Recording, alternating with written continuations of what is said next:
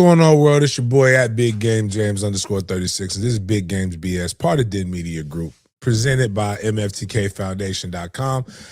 Check out the stuff. I'm going to try to drop the full video of Christmas at Long Branch, and just so you can see all the different stuff that Flashflix did. We're also taking kids to the Gator Bowl. TaxSlayer Gator Bowl is this Saturday.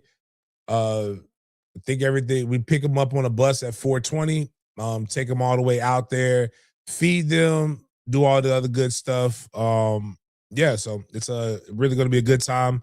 We're taking 50 kids to the TaxSlayer Gator Bowl, and we were supposed to give out tickets last time, but we didn't. We need to make sure we do it. If you want tickets, I'll consistently type yeah, man, we remember. Yeah, type MFJ. I don't know if Jaden was tracking last time. He might have, and I just forgot. But type MFTK in the chat if you would like tickets, a pair of tickets to the TaxSlayer Gator Bowl. We'll probably give away at least we'll give away 2 pair to the Gator Bowl this upcoming Saturday for those who want this stuff. So outside of that, not a whole bunch going on. Just the holidays, and Merry Christmas Eve to everybody. Hope you got your gifts. I haven't gotten all my gifts. Got to get out there and got to go get active. Fighting. I got the guns. I got all the things ready, man. I'm excited. I'm ready. Got to let this is what you live for. This is the game. Yeah, it's not even about the gifts. It's about the game, man. Like, people don't like the crashing boards part of the game. I love that shit. Like, you can do so much stuff now with the click of your thumbs and the tap of your index finger. Like, nah, man, get out there and smell it. Like, get out there, get out there for the holiday rush. We were a proper country when we were fighting during Black Fridays and all that other shit. Like, now everybody wants to just be lazy and cozy and comfortable. Nah, son. Get out there. Remember the times when people were fighting over Tickle Me Elmo dolls? We got to get back to that, man. Got to get back to that. That makes us better. So they don't even like what's your kid? What is the craziest thing on your kid's Christmas list? Rob, like this little guy, he hasn't asked for a toy. There's no toy. My baby is 7 and doesn't want a toy. I'm like, the who wants the toy? The kids that got the trophies at our showcase are the ones who want the toys. Like, that's a toy. It basically gave them a toy. Like, they want like this. They want collectibles. They don't want to open the toy and play with it. They don't want the G.I. Joe with the Kung Fu grip. They don't want to touch it. They just want to look at it. And I don't blame the kid. I blame the parents. The parents are teaching these kids, like, it reminds me of Trey with Jordans. Like, he had Team Jordans, like his mom bought him, so I said, all right, you can hoop in those. You can play in those. We don't crease our other shoes. So Trey was playing basketball with I-9, and I'm like, hey, man. Like, he was running on his heel. I'm like, bro, like, what are you doing? Like, why do you look like that? I don't want to crease my shoes, Dad. You said don't crease. Bitch, if you don't fucking run in them shoes, you're going to cause me another issue. So, yeah. Yeah, it is. Like, you don't buy your sons. Those aren't Jordans. Those are Jordans in name only. Like, those are not real Jordans. Do not buy your son Team Jordans. A lot of holiday spirit, getting active, getting after it. Still got to get the 707 stuff going on. But we'll talk about the MFTK Foundation in the beginning of the show. But before we get on, so MFTK, if you want tickets, tell me what do you want for Christmas, or what is your favorite thing for your kids for Christmas? And then outside of that, man, we'll get the show started with a good word of prayer. You already know what time it is, dog. Thank you, God, for another day. Thank you, God, for another day. Thank you, God. God is great. All the time. All the time.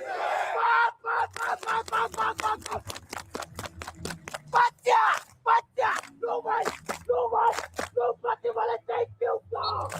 Thank you, God. Go! Ah! All right, let's go. What we got? Good morning, everybody. Welcome to another morning edition of Big Games BS here on Wednesday, December 24th. This is your first time at the show. Welcome. And if you wonder why it's called Big Games BS, it's because we bring the good, bad, and the BS of the sports world, especially football, to your screens, eyes, and ears. Today, we're going to start off with some college football talk, and then we're going to talk about some players in the transfer portal, some coaches, and the playoffs that's going to be happening in the college football playoffs, and some rivalries. Before we get into the NFL segment for today, we're going to look at this week's schedule of games, talk about some NILs, that is Noles in the league. These are some Seminoles who have been putting on for FSU football and for the NFL franchises. Talk about the Jaguars before diving into the Monday night football game between the San Francisco 49ers and the Indianapolis Colts. Talk about the Pro Bowl and look at the Pro Bowl nominees and selected players before giving you guys an update on DK Metcalf. And we're going to look at the overall playoff picture landscape after week 16 and finish off our show with the Big Games BS food review segment. So first things first, James, I know you wanted to mention the MFTK Foundation before the FSU segment. So let me make sure. Did you want to touch on that before we dive into some FSU football talk? Nah, just we taking the kids to the game. If you want to donate some money to the food budget, that's crazy. That's great. I know it's a holiday time, but no, outside of that, we just doing the normal stuff, getting into 7-on-7, doing those things like that. But now we can go ahead and go to FSU.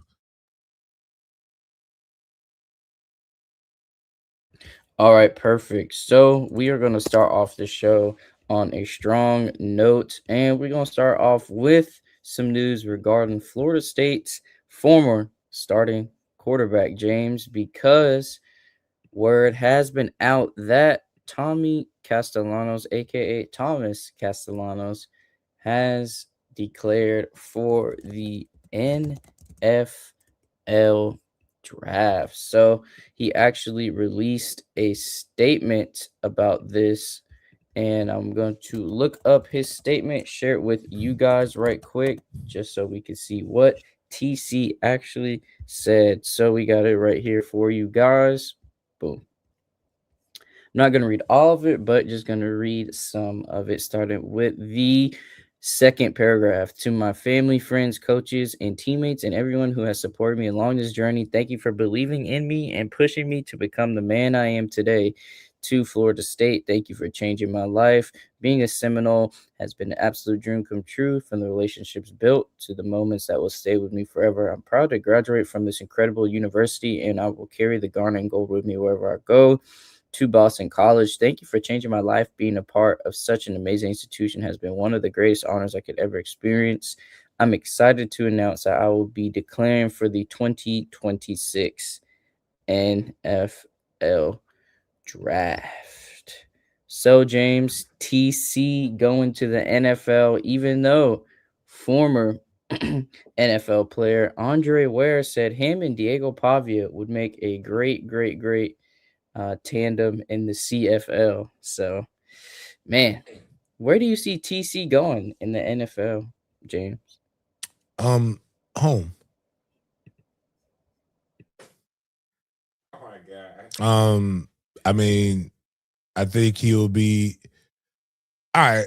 If he runs a slant, if he can learn how to run a hitch, if he can learn how to run a dig, if he can learn how to run a 9 route, like you got to have tough conversations, and I'm around it so much, and I get the stigma. Like there was racism, there is racism. So there was, and there is, and there will be racism. There was, and there is, and there will be racist situations that people encounter. there was, and there is, and there will be racist things that you'll see we joke about it all the time on this show. I'm one of the first people to ever bring up how I could be blind and know exactly what you're talking about when it comes to the draft. If they're a hard worker, first in, last to leave, they ain't black.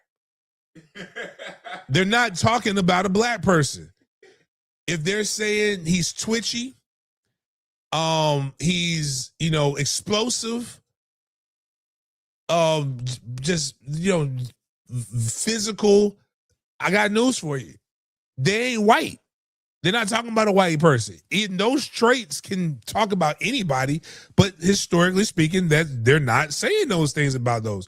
In fact, if they're twitchy, I take it to another level. The person ain't even light skinned. The person's probably dark as 10:30 at night. So I say those things to preface because TC in the quarterback position historically has treated black quarterbacks bad. Black quarterbacks have been the best athlete on the field for most of the time, and they've been able to run around and they'll make plays. That's what this kid does. That is not conducive to the NFL because the NFL field, while sideline to sideline, the same length as high school and college, hash marks are way tighter. So it doesn't lead to being able to do that because the field and the lines are set up based on the hash marks. The boy can't read the middle of the goddamn field. Like, he changed his position, learn how to catch. Somebody takes a chance on him late round. He can flourish, King. But the problem is, I remember telling my good friend BJ Daniels, who was the South Florida quarterback, and when he was coming out of high school, his dad was just like, he was a state championship quarterback. I'm dealing with it with another kid that wants to play quarterback, wants to prove to the world he can play quarterback. And if he would have, I love that. But with that comes other things. But if you would learn how to run a slant, learn how to run a hitch, learn how to run a comeback, be able to get a great release and run a dope ass 9 route, like a great go, you're gonna be fine. You'll flourish. But I get it. I was a linebacker in high school. I looked at the depth chart of linebacker when I got to college, and I looked at the depth chart of fullback. And I made business decisions. My number one football was never the end all be all for me. It's why it's why my sons say they want to do it. When I hear other people say they want to do it, I know what it takes to do it, but it wasn't. All I wanted was to make enough money to go into business for myself and not have to work for people and not have to answer to folks. That was my dream. And be a dad. Once I got that, I was like, man, I don't need this shit. That was cool. I wasn't chasing it, but I wasn't here I'm going to prove to the world I'm a linebacker. No, I just wanted to prove to the world I could play D1 football first. So I looked at it, linebacker, I'm not going to play D1 football. Fullback, I got a better chance to play D1 football. So I hit my goal and was like, cool, let's ride this bitch out. So, but TC got a tough road to hoe. But if it's throwing the football, he will make the combine as, actually, I don't even think he makes the combine as an arm. So there's quarterbacks who make the combine, and then there's arms that are there to throw to everybody else. And he probably could do pat and goes pretty good. Like, okay, he might be there for that. But that's where it ends, my man's. Like, he's an incredible athlete. Incredible athlete.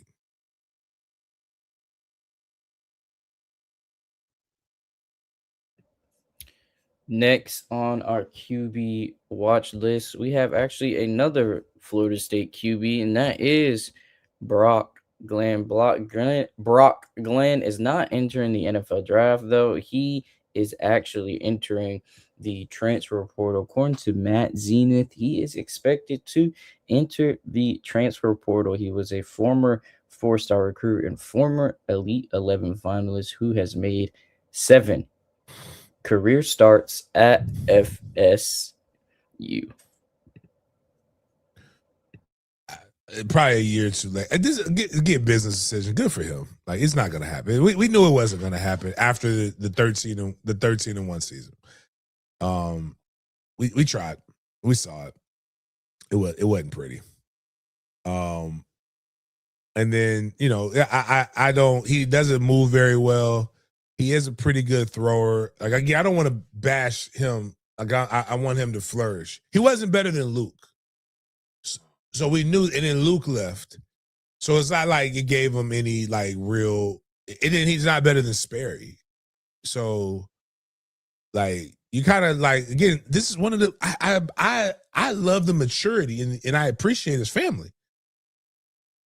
Like you look at the situation, and be like, you know what? They brought in a young guy. They're going to bring in another transfer portal guy. They're bringing in another young guy. It ain't looking good for me. Like, let me go find some place where I can be that person, where somebody's going to love me for me. And I ain't mad at you, dog. Brock, I ain't got no quarrels with Brock. Like, it just did. This is one of those situations where sometimes it just does not work out. And that's cool.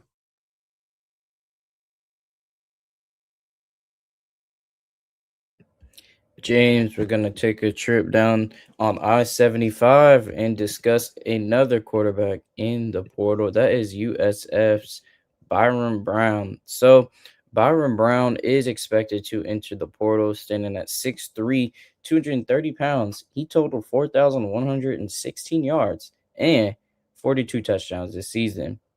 He'll have 1 year of eligibility left. However, James, are you surprised to see USF QB Byron Brown entering the transfer portal, especially with their new head coach? No. Damn, when we put that back up, blow that back up, that's what he had. Is that his career? That's his career. That's not. Damn, he had that this season? Shit. Hey, how you doing? You know what I'm saying? Like, hey, he can see over the line. Like you read his stats, well, that's like a woman read that. Oh, he's 6'3", he 230, he can throw it. Okay, like nah, bro. Like you got to throw you. We got some cats that you can throw to now up here. All you got, and you're used to it. You're in Florida. Just reverse that back, Riverside that bitch. You USF, we FSU. Just flip them letters around and you'll be all right, dog. Like, I didn't know he went off like that. I know he had the first 3 games he had was great. I knew they were going to lose to Miami because you just can't have that many. Like, that was a lot, dog. Like, brother was like, you can't perform. Like, they was overperforming, dog, like, for a while. I ain't going to hold you. I probably wouldn't have let him go, but I know go get that bag, young man. Go get that bag, young man. Right, Bird. You got to put the hey, big head. Hey, put on the Miami fan on the jumbotron real quick. No. It's like I just want to address this comment while we're talking about college. We're gonna have a special show next Wednesday. Like we'll have our morning show, but it's the Black Raiders teal or whatever. Like right above Bert's laughing comment. But I talked to Big Leon Cersei yesterday. And my man said, let's put the false media narrative and Miami hate aside when you rocking with the you know what to do. Show your daddy Mario. First off, That's great. that's wild. Nobody like you don't even like Mario Cristobal like that. Like, so I don't know why you guys are like it worked. It worked this year. You backdoored your way in and you won. That's what I want to say is you won. I bet on you. And my father thinks you guys are doing the next thing. Like, you thinks you guys are going to win, beat Ohio State. I'm not going to go there, but like, I'm going to me and Leon are going to do a pre-show breakdown of the Hurricane. Matter of fact, will I be here? What am I doing they play on New Year's Eve, right? Or they play, yeah, because next Wednesday would be New Year's Eve. Yeah, I think they play on New Year's Eve.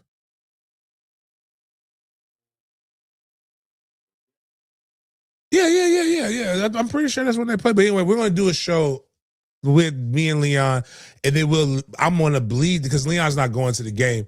I'm gonna let's do a watch party on. Let's do that. Be at the end of the year watch party. I think that'd be kind of cool. We'll bleed that into the Discord and we'll watch that. So if you're a Miami fan, I want you to be cognizant of that. Just for you, because again, I don't hate Miami. I think you guys have an overflated sense of entitlement, but I don't hate Miami. I hate Florida. Like that's the thing. But like, shoot. Miami's. I almost went to. If you listen to the show, I almost went. That what my father. Oh, let me see if my mom. I talked to my mom yesterday. She'll be here. I actually might just put a camera in her face when she gets here. And just like, hey, tell your side of the story. But let's get through the college football stuff, and then I'll see if I can get her on the phone. I know she probably asleep right now, but she was just like, huh. She's like, that's what he said happened. It's a hell of a story. That sounds great. I didn't know. She's like, shit, I wish I would have known those things were going on. Like I wouldn't have prayed so hard, baby. I said, damn. But that's funny though. But yeah, we will have that Miami show, man. I would come on over. Let's bring some stuff down. I'm gonna talk about. I just can't see them beating Ohio State, but my dad actually sounded like he knew ball when he was talking about that stuff. It was like his hatred of Ohio State is what really just drove that. I think more than anything else. But yeah. So, but shout out to Carson Beck. I'm rooting for Carson Beck because he's a Mandarin alum. I know I have my Bowls stuff on right now, but I'm a Bowls lacrosse coach right now. Well, technically, I'm never going to be a Mandarin football coach again, but I would be affiliated with Mandarin.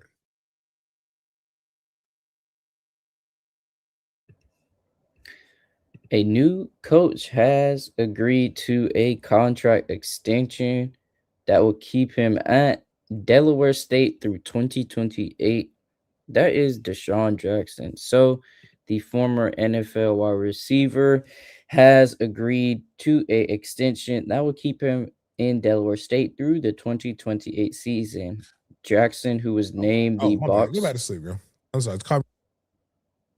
The Box Toro HBCU Coach of the Year, went 8-4 in his season debut with Delaware State. With the Hornets, we just want to give a huge congratulations and shout out to Deshaun Jackson on getting that money and getting that contract extension with his squad. Shout out to him and shout out to going 8-4 in your debut season.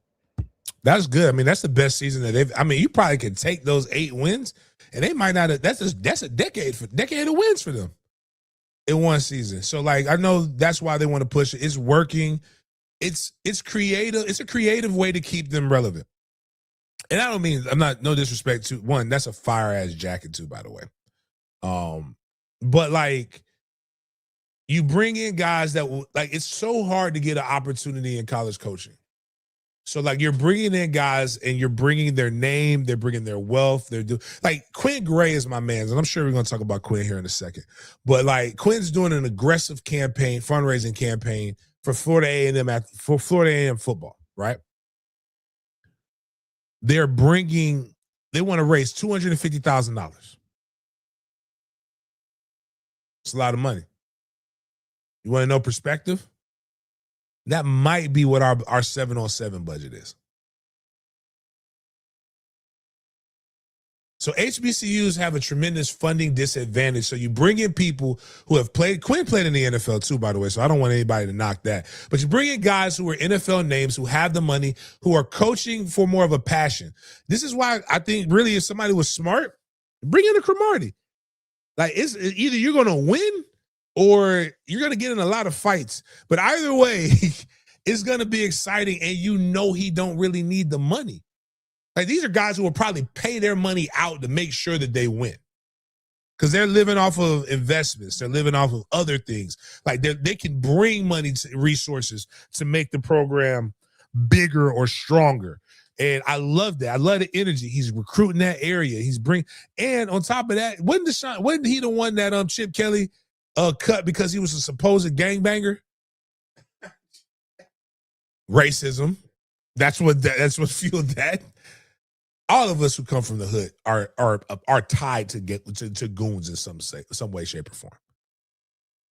Can't help it. I was in Jamaica hanging out with goons. Well, let me rephrase that. Reformed goons. I just realized. Oh no, he ain't on probation. Oh, well, I'm gonna say my god brother, fresh, a couple years away from jail, was in fucking Jamaica. Probably the place that he don't need to be at. Because he might have been working, making some connects, getting some product. But Deshaun Jackson just I love that. I love this. I love what's my guy at Tennessee State? Eddie George did, at Tennessee State and parlayed that to Bowling Green. I love Marshall Faulk going to Southern. That's going to be something that's going to be great. Just keep bringing these guys with these ties in, and then I promise you, if they could just get the facilities a little bit better at some of these places and continue to get the brand of football up and compete for championships, you're going to see some people that are going to want to go to these schools, especially on the third go around. Like Jalen King, I got some guys reaching out to Jalen King. Man, come on to FAMU and Bethune-Cookman, brother.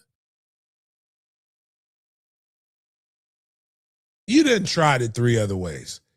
It ain't working, man. Come over here, get you a big booty freak. Go win homecoming, experience. Man, bro, let's flourish, King. I think it's just I think it's a great way to start showing I told them, give me 50 to 75, I'll shoot you my database. I got kids that can play that'll play for y'all at some of these HBCUs. Yeah. So we're just talking about those things. I mean, I like that shit. I like that extension, but it don't mean that if another school come in, I don't even think he wants the pressure of coaching at a bigger level school.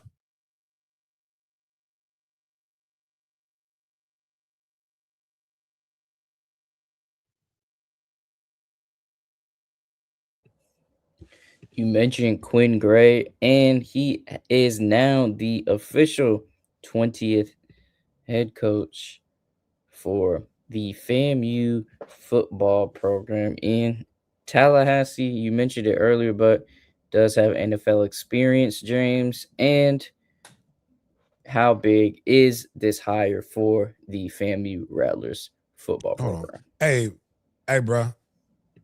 Hey, why y'all hired a coach who middle name Fordham? Fordham? Yeah, man, I didn't know his middle name was Fordham. How your middle name Fordham? And you is he a saint? No, that ain't no. He named his son Fordham. His daddy ain't named him Fordham. Yeah, he named after his daddy. That's crazy. But so Tyler, how do we get to this FAMU? How did we get here with FAMU? What are your thoughts? What do you mean how we get here? No, I'm just saying FAMU. It started back when Willie left. That if you did everything you could to keep Willie, when you should have, you never would have had to hire James Colsey. But then, because there was an outcry from alumni fans to keep continuity on the staff and everything, you want to promote within from a standpoint of somebody that you felt knew the players, could keep the ship rolling, but you hired the wrong guy. At the end of the day, should have been Billy Roll, but didn't get Billy Roll. You got Colsey, who Billy Roll endorsed because Billy Roll looked at the bigger picture of that's keeping the locker room together, trying to keep everything together himself. But you probably should have hired Ryan Smith when you really look back at it. But that opens up a much bigger thing, and that's very rarely you see HBCUs hire a white coach. We talked about that about a decade ago with Kerwin Bell? With Kerwin Bell, which is, the counter argument is you don't see many PWIs hiring black coaches. So that's a very layered conversation that one day probably needs to be had. Because we have seen Willie Simmons, who's left from an HBCU, who's not doing good at a PWI. You've seen Jerry Mack leave North Carolina Central, do a quick stint with the Jags, did a quick stint with the Jets. He's now the head coach at Kennesaw State. Took them to a bowl game in their first year, I think, leading that program. We've seen Todd Bowles leave from Grambling, work his way up in the ranks. He's not the head coach of Tampa Bay Buccaneers. We've seen Charlie Huff leave Hampton, leave Tennessee State, go to Alabama, go to Penn State, leave from Penn State, Bama, go to Marshall, go to Southern Miss. Now he's leading Memphis. So, when we talk about opportunities, we talk about those kind of things. We are seeing people, quote unquote, get it out the mud. And they're showing that there's some damn good coaches that come from the HBCU ranks. And all they just need is an opportunity and resources and things of that nature, which is another layered conversation. Because, Willie Simmons probably would have stayed at FAMU a little while longer if he would have had the resources. That's facilities, that's nutrition, training tables, strength and conditioning coach full-time, all those kind of things. And if you look at Cole's last interview as FAMU's coach, he kind of talked about not having the resources with recruiting, not having the resources with nutrition, not having the resources with academic support, not having the resources, just those kind of things that somebody like James Cole, who came from a big space, Florida State, to a lower resource institution. So, he kind of said that was kind of the reason why he went 12-12 over the last 2 years. So all those are very layered conversations. All those are very much big things. But if you look at Quinn Gray's contract, he did something that most coaches don't do in this space. He put everything up on his contract on the front end. Does he have he has a real agent? Yeah, he does. Him and Willie Simmons share the same agent. Okay, yeah. So I'm about to say that's typically what we see with PWI contracts. It's not just their money; it's in there what their demands are in order for it to make. And a lot of times, a lot of these contracts get locked up or get delayed because it's not about the money; it's about the other things to make sure they keep making that money. Yeah, and you have to look at it from two sides. FAMU, Marva Johnson, President Marva Johnson, is a lawyer. So with her being a lawyer, she's probably reviewed previous contracts and saw things that wasn't there, and said, hey, we're going to put these things in there. Marva Johnson also with the special assistant to the president, being former athletic director Angela Suggs, who's been around this thing for a long time, been in athletic spaces, knows plenty of athletic directors. She probably bought some ideas to the table on getting this whole thing done. And you have Quinn, who coached at Albany State, been around this thing for a while, coached at FAMU before, FAMU alum. He made some concessions, that he wanted to take the job. And I need the kids to be able to go to summer school. I need housing for the summer. I need y'all to make a commitment to nutrition. I need you to make a commitment to academic support. I need you to make a commitment to assistant coaches in the sum of $1.2 million as a coaching pool. In that $1.2 million coaching pool money, it's also $25,000 per coach to get training. So that means they get to go now to the coaching conventions. They go down to different places. If a coach reaches out to say like Lane Kiffin and say, hey man, I want to come out there and learn a little bit more about your offense. And Lane says, sure. They not have money to fly out to Baton Rouge or drive out however they want to do it. If a coach wants to go and meet with Sean McVay at the Rams and try to find out how they do their scheme, they have money to go do those kind of things. They made a commitment to recruiting to the tune of $125,000, which means coaches can now, do a little bit more and cast out the net to get talent a little bit more than just having to make phone calls. They can actually go places now. They can actually go do some things in the recruiting segment. So, Quinn did a very good job of making demands to the university. University made a good job of saying, hey, we want this to work, so we're going to give you this 5-year, $1.4 million contract. We're going to give you this $1.2 million for your assistant coaching pool and your staff. So in that $1.2 million, that's all his assistant coaches.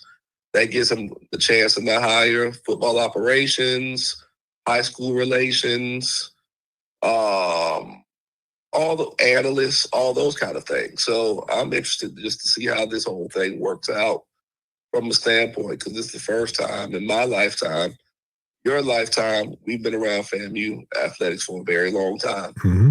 I was born in it. FAMU, and we've seen FAMU have great coaches, Billy Joe. We've seen FAMU had some not so great coaches, Alex Woods, Earl Holmes. We had seen some mediocre coaches, Reuben Carter, Joe Taylor. So, to bring back one of your own in Quinn Gray, this hasn't been a thing since Earl Holmes and Ken Riley before him. But you bring back Quinn Gray, you give him all these resources. There's been a campaign launched by athletic department where they want to raise $250,000 by January 30th. Oh, okay. Well, never mind. Never mind. I'm still raising the same amount of money, but that's not as bad anymore then. Because I was like, damn, dog, that's my 707 budget. So they want to raise $250, and they said that's phase 1 into this process. And I think in that $250 phase 1, that's going to be money that's specifically going to nutrition, on top of the money that's in the contract for nutrition.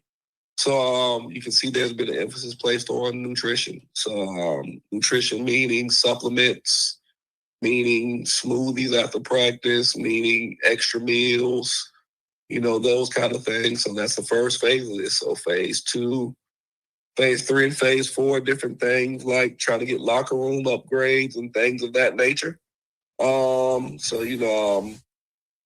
I think it's going to end up costing way more than that. If it would have been me, I would have said I'm one of the 1,000 alum and supporters to give $1,000, which gets you to the $1 million, give you more wiggle room to the end of the fiscal year being June 30th. And then you earmark out of that $1 million money towards facility upgrades, towards supplements, nutrition, things of that nature. But there is one thing I've seen and one thing I can say, and if what the trend is now, Southern made a big commitment to Marshall Faulk, where they made a commitment to him. He's getting paid like $1.2 million over 4 years. And they made a $950,000 commitment to him with his staff. Fans making a commitment to their coach with their staff. This might be the new trend of HBCU athletics. Good. Could be a renaissance. I love it. Where they're making commitments that they've never made before, and they're willing to do things that they haven't done before because they are now starting to see the full value and the full picture of their football team and their athletic department. So, I love it. I think Delaware State just retained Deshaun Jackson, who they thought could potentially be leaving, and I think his contract is, paying more money and giving him more money with salary pools. And to be honest with you, I actually like this more than I like the mindset of the lazy thing of just hiring an NFL player because you think they're going to bring all the resources like Jackson State did with Deion Sanders. And I mean, there's only one Deion Sanders, so that situation only worked in one situation.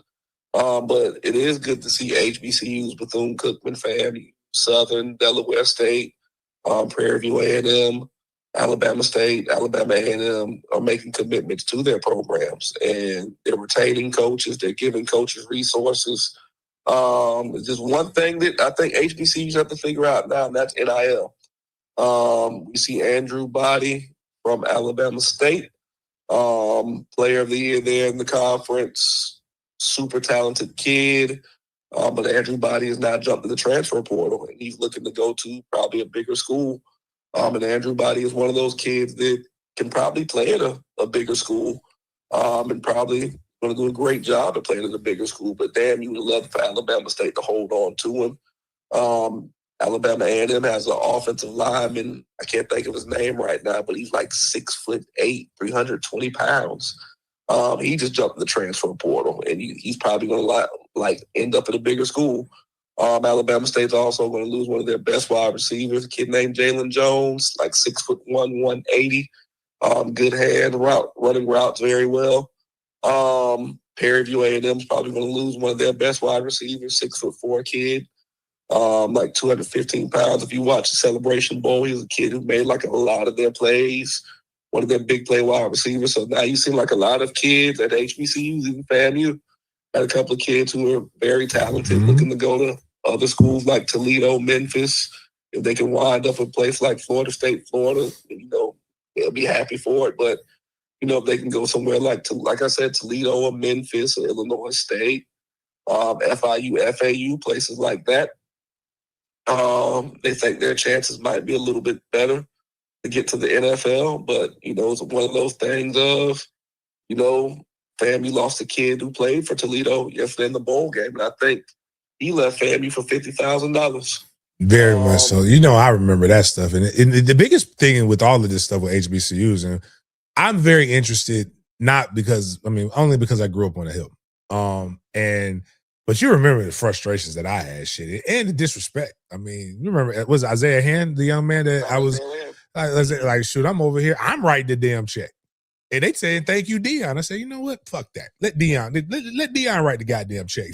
That's what I'm going to go mind my PWI business over here. But we tried, it's just getting them. And I think Quinn would be able to usher that a little bit better than what was done before. And FAMU has something called Fang Exchange. It's like a collective, upstart collective that they're trying to do some NIL things with.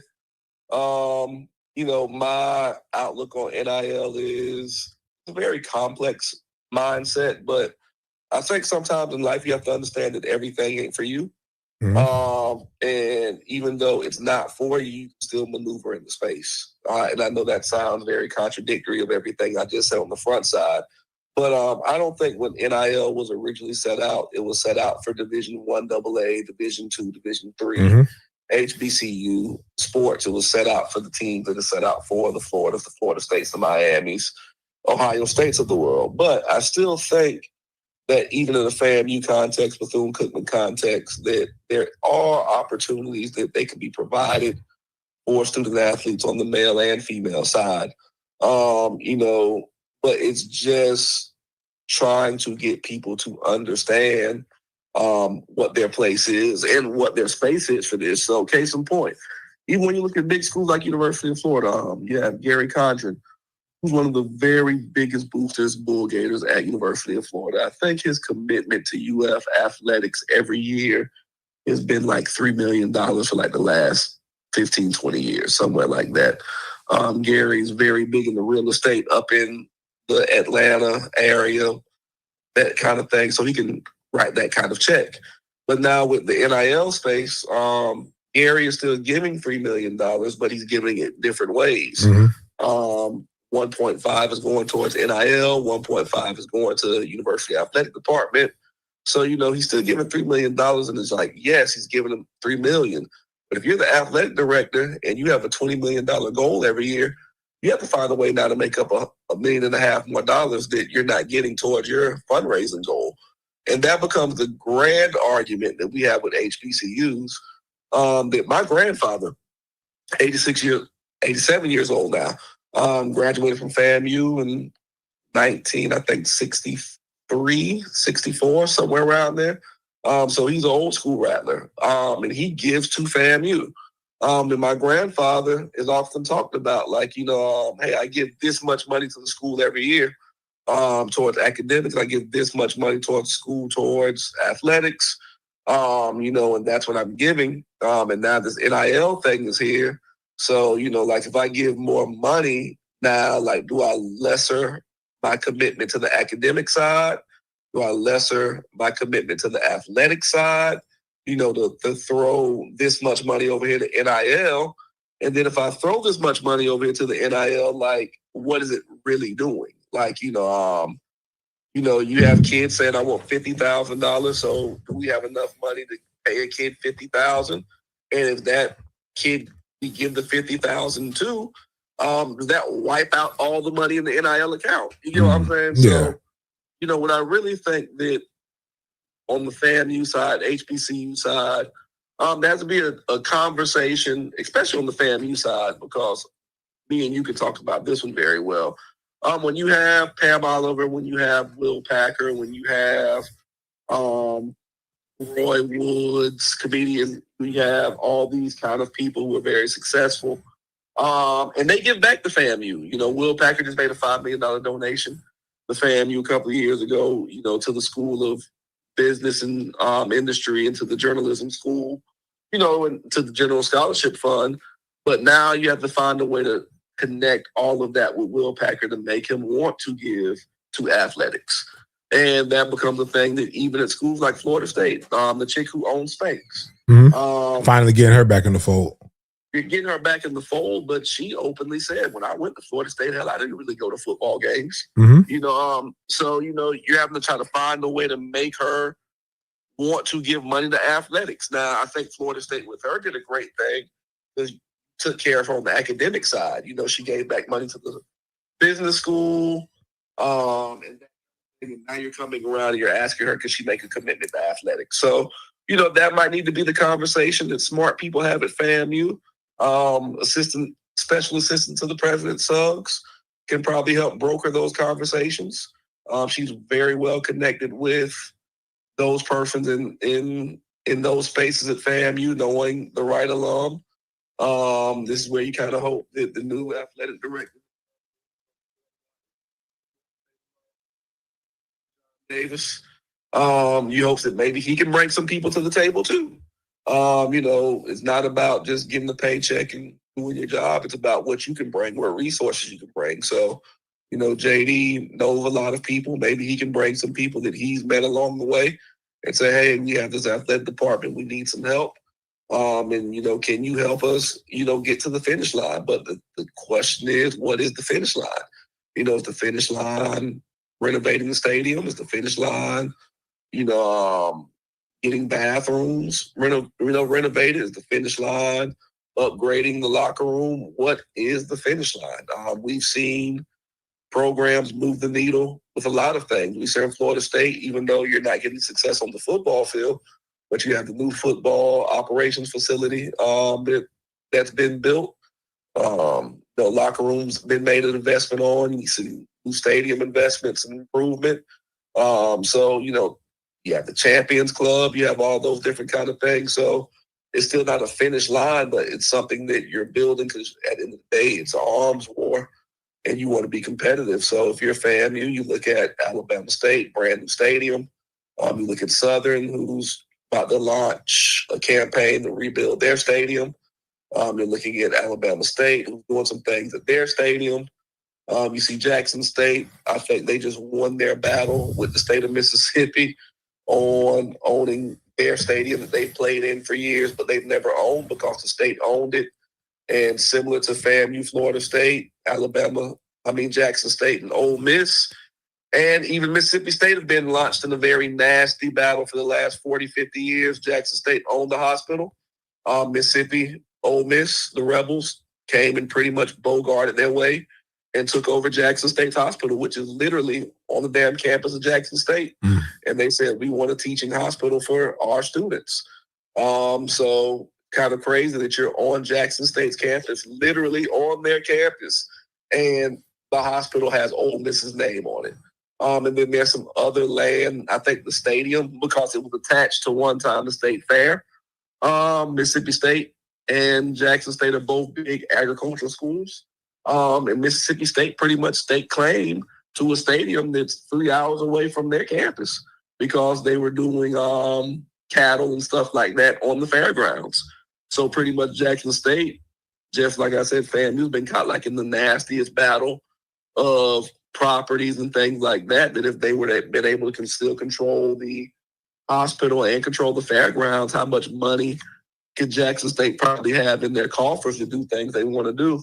So, it's those kind of things that unfortunately HBCUs kind of get caught in the crosshairs on, and they have to actually make plans for these things. But in totality, Quinn Gray's home. Rattler faithful is happy about it. They're making commitments to it in one night. They've made $15,000 on that $250,000 campaign. So they're moving towards a $250,000 campaign. They might get there with the excitement they have. Quinn's calling out people. I think I saw a video this morning that he called out Plies and said, "Hey, Plies, we've been friends. You support other programs. You've like made a South lot of money. Carolina, You've made a lot of money. things You've like made a that. lot of money in Tallahassee. Yeah, can you come and partner with this program?" And I'm pretty sure he'll probably call out people like Trick Daddy and Trina and of the like, those kind of things. So you have a good friend of ours, and Billy Roll, who's making phone calls to.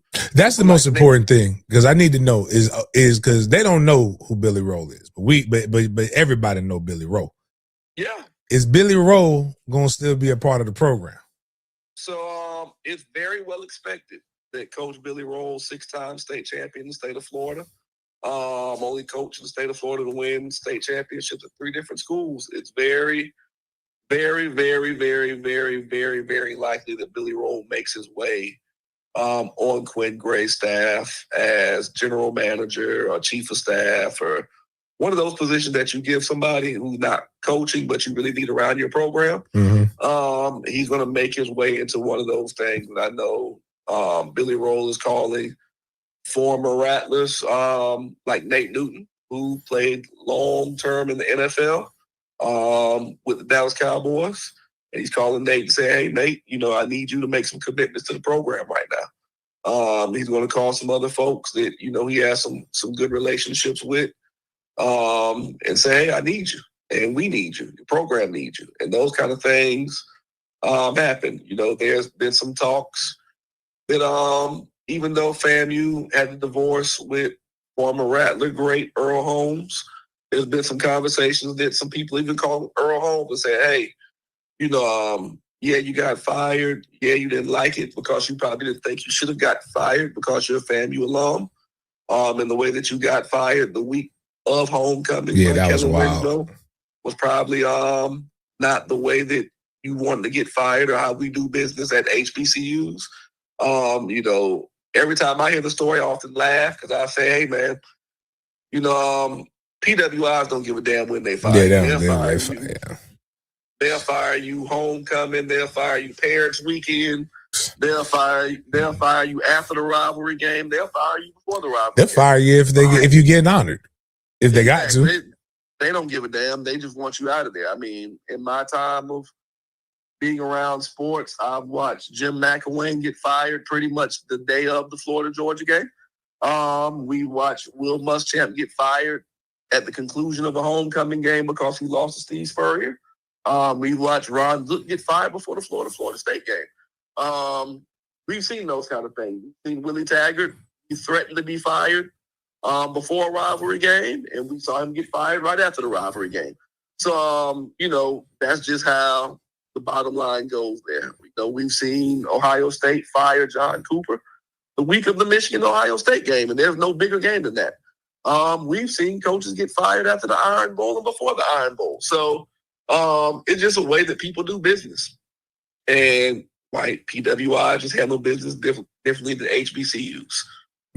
Hell, we just saw a high school fire a coach after win 13-1 for losing the state championship game. People do business different ways. That kind of thing. So, yeah. So that's that, man. It's just that. Now, speaking of that high school, if you're Miami Northwestern, man, you really have to ask yourself.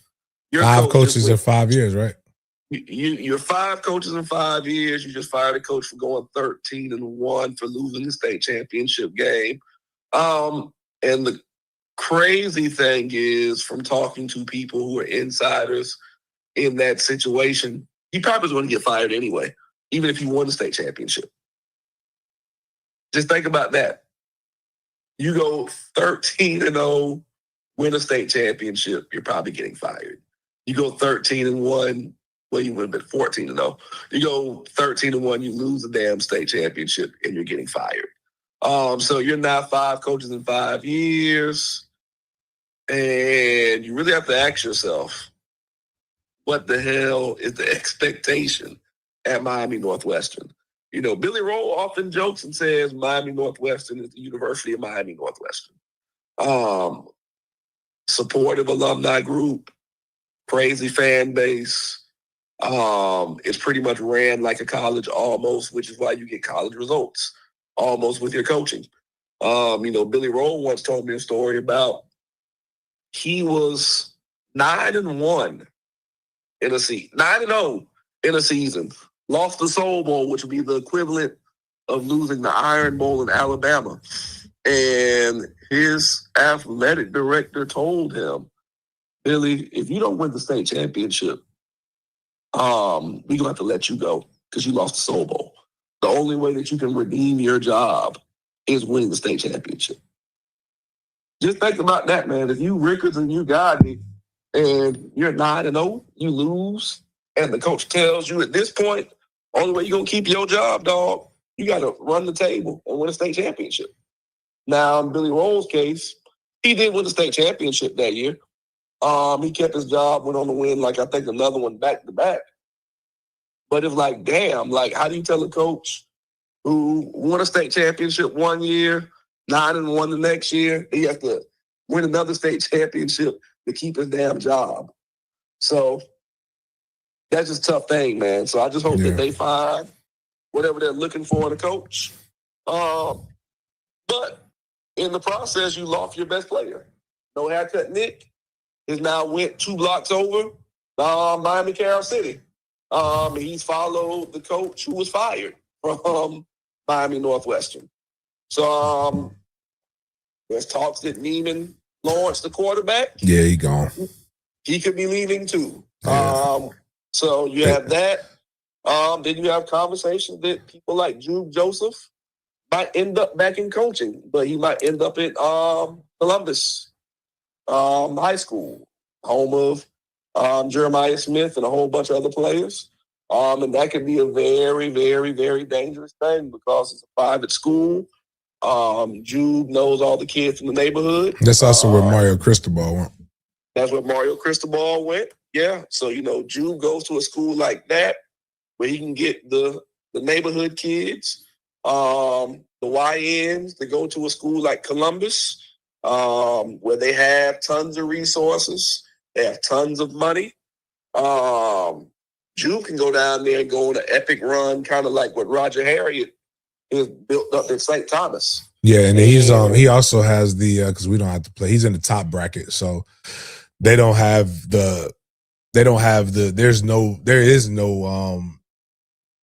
no pressure from the north to beat Columbus. So, but anyway, man, I got to get moving. But I just want to talk to you about that. We smoking tonight? Yeah, we smoking. You tell me what time.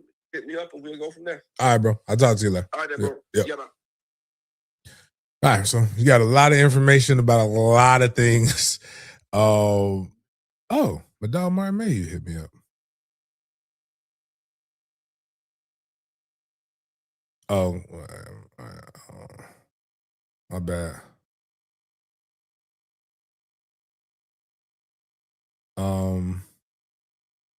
Nah, I don't want to talk to mom about that. Now that we got that going.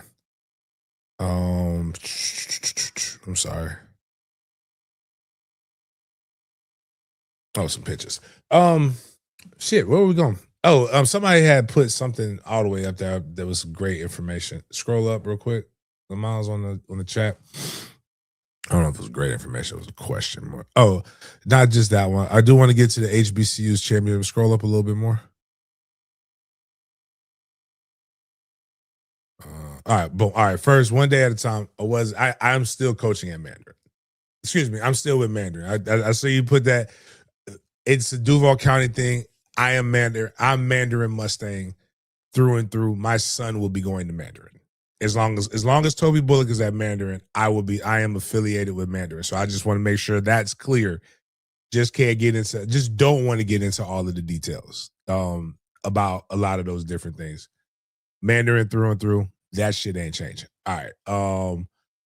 We really need this what I want to do is we really need this. Oh, shout out Professor Nettles. We really need this at FAMU, even just morale. So excited to see what Quinn does. The players did lobby for Colsey. And Colsey, I like Coach Cole. Coach Colsey coached me at Florida State. He was a GA at Florida State when I was there.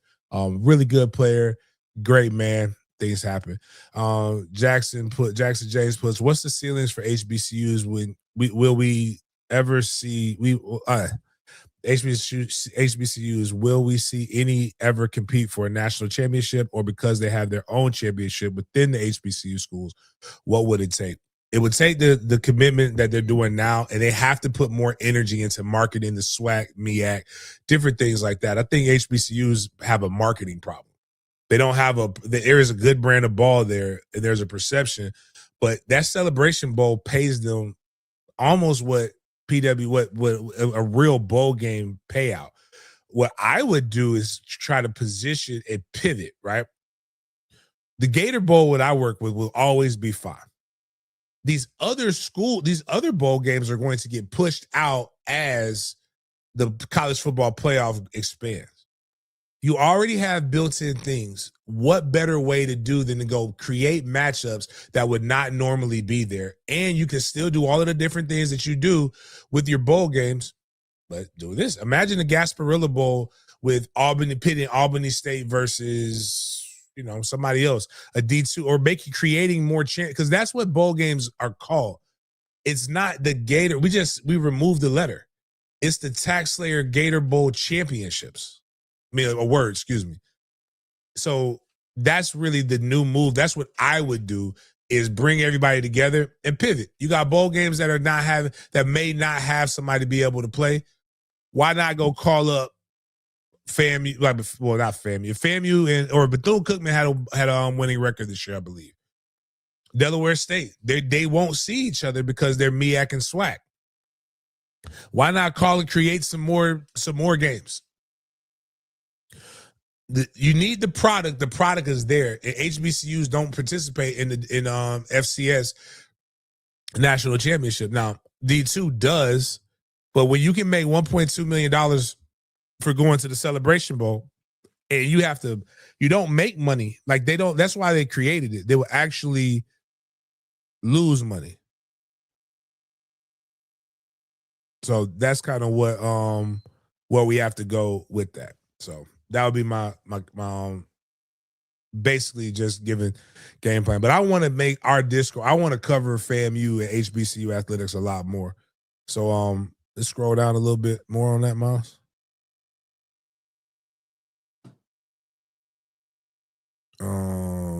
Just talking more.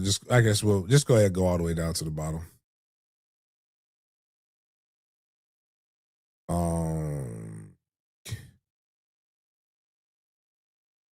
Man, can I petition Mandarin to switch up those colors? I wish, man. I just call it FAMU colors. I love FAMU colors. I'm always going to be a FAMU guy. But failing to plan is planning to fail. Respectfully request the new FAMU AD publicly publish his 100-day plan. I don't think they have. I like JD. I don't think JD has. I think this is a move to get purely speculative on my part. JD wants to be at a PWI. I think this is getting JD prepared to have a job at a PWI. I think Angie, you guys know, if you go back and look at something that went viral for me, Angie Suggs is that, like, Angie Suggs got attacked by the damn governor. And that was some bullshit. Like, Angie Suggs is damn good at her job. Angela Suggs, excuse me, with respect to a full government. And I think, I think she has a plan, but like, you can't keep pulling the plug on ADs and then expecting shit to happen. So hopefully they'll keep Marva, who I think has beat the allegations, the Oreo allegations right now, and has the best interest in FAMU at heart. And they move down the road on some stuff. So, all right, Jaden, let's go ahead and get to the next thing. That's enough HBCU talk. We're going to go back to minding our PWI business. Notre Dame and USC have failed to reach an agreement to extend their historic series. Ross Dellinger reports So administrators plan to work towards restarting the series as soon as 2030. Former USC star wide receiver Keyshawn Johnson went on social media and ranted, was not happy with the Spartans not reaching an agreement with Notre Dame, and he was just discussing his overall disappointment within the Spartan football program. But James, the historic rivalry, one of the most historic rivalries in college football, is coming to a halt. And from what it looks like, it's coming to a halt, and that halt is going to stop around 2030. So what do you think about Notre Dame and USC not reaching that agreement for their rivalry games? I think they want to freeze them out. Notre Dame has entirely too much power for absolutely no reason, especially because imagine if you're USC, right? USC can do everything right. They have to play in a conference. They have to, and before I get into this, the reason why you can lose conference games is because there's a familiarity with playing a same team year in and year out. Or playing teams that's why you see there's brands of football. The Big Ten plays a specific brand of football. The SEC plays a specific brand of football. The ACC plays a specific brand of football. And when you see a new team come in and they do something different, they typically have success because it's counter to what that brand of football is, and everybody tends to adjust. The ACC had to adjust to Bobby Bowden and what Florida State did. It's spreading people out, running, doing all those different things. People did not do that. The SEC had to adapt to Urban's system. That's why Urban was coming in and really putting people in hell. But then Nick Saban figured it out, because that's what Nick Saban does. He figured out how to stop the spread, what kind of defense to be able to do it. And then that was the most important thing. And then their offense kind of made it to where if you're getting off the field 3 and out, which is what the spread will do sometimes, and you don't play good, you don't get that good top, you're going to lose games. So Notre Dame kind of has a loose affiliation with the ACC, but everybody else is doing what the ACC didn't have the balls to do. And the ACC should have really forced their hand in 2020 during COVID and said, you either going to be all in or you're going to be all out, but we will not give you the benefit of having games. Every sport is in our conference or it's not, that we have sports to play for or it's not. And these other games, if they can't field games, then all they're going to have to do is go to G5s, which isn't going to help them in the grand scheme of things. It's not going to make people want to go to your school. It's not going to make you want to play well. So Notre Dame needs to play ball or try to use their resources to create their own fucking national championship, which is what I told HBCUs to do over a decade ago. But, nobody listens to James. Fuck James. But, just I like it. I hope everybody else does it. Stop giving them games. They have their own TV network. I mean, with NBC, they have their own contract. That's been an unfair advantage for their entire time. They literally, everybody joined a conference or they're a true independent and they have to go about doing things differently. But for the college football playoff to write in there basically a rule just like they have to do for G5s, give special consideration to a school that has not done anything to earn that special consideration. I'd rather them do it de facto like they do for Alabama. If Alabama is hovering anywhere, they're going to put them in. But at least it's not in Penn. And fuck their head coach, because he wouldn't give me the interview at the Senior Bowl. Him and his Beijing hairline. We got to go down, got to scroll down with the comments, Miles. Just push the new comment thing and it'll go all the way down to there. All right. Plus, they took away from us one of the greatest marketing bowls of all time. It was going to be the Mormons versus the Catholics. Who wouldn't want to see that? I was excited about that, man. It was going to be who's the creepiest? But all right. Here is your college football playoff bracket. And the first round was complete. Now we are on to the playoff quarterfinals. All these games are neutral site games. Oregon facing off against Texas Tech.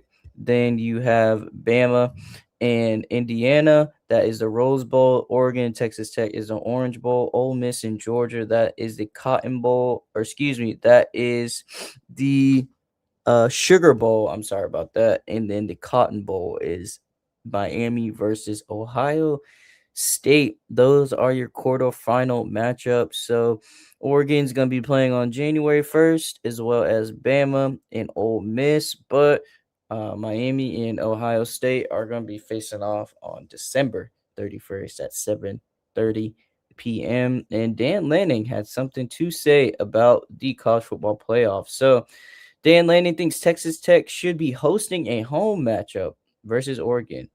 So he said, quote, "This game should be played at Texas Tech. There should be a home field advantage for them." And James, I was wondering if you agreed with Coach Dan Lanning's sentiment about the team actually having home field advantage.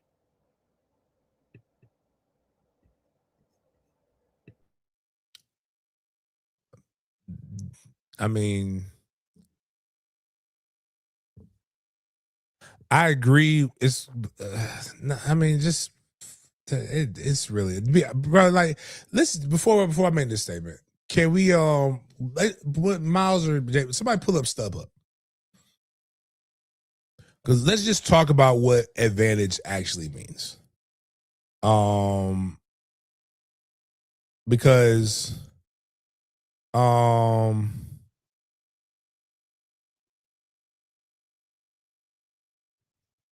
I just don't like, again, number one team sets the bracket, right?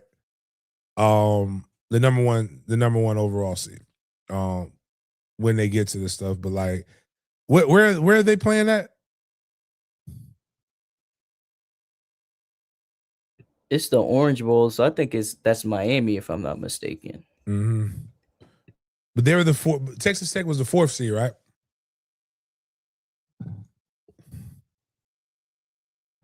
Yes, they're the 4th seed. Oregon's the 5th seed. Right. So the number one seed, the number one overall seed is Indiana, right?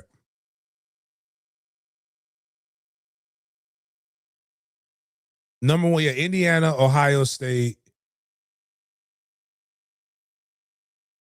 Georgia. So how it goes is the Big Ten picks where they go. Basically, Big Ten and SEC are going to fall where they want to fall anyway. So your number one seed picks where they want to go. So they made them go to, they always go to the Rose Bowl. So to be honest with you, if Oregon was playing Indiana, it would be at the Rose Bowl. Like, it's always been that way since the college football playoff, because they want to honor the commitment to the old school, which, again, why do people go back and forth with when they want to feel nostalgic and when they don't?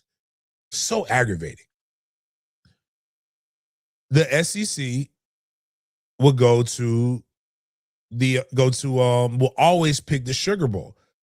Do you think that's fucking, even if the Peach Bowl is available, Georgia's going to go to the Sugar Bowl because that's what the SEC wants? So to be honest with you, Texas Tech, being the 4th overall seed, gets the last pick of the guaranteed places. That's just the way the game go. So it isn't an event. It's still, it ain't like it's that. I mean, it's far. It's a couple hour plane flight. Oregon's still at the disadvantage because they got to fly cross country.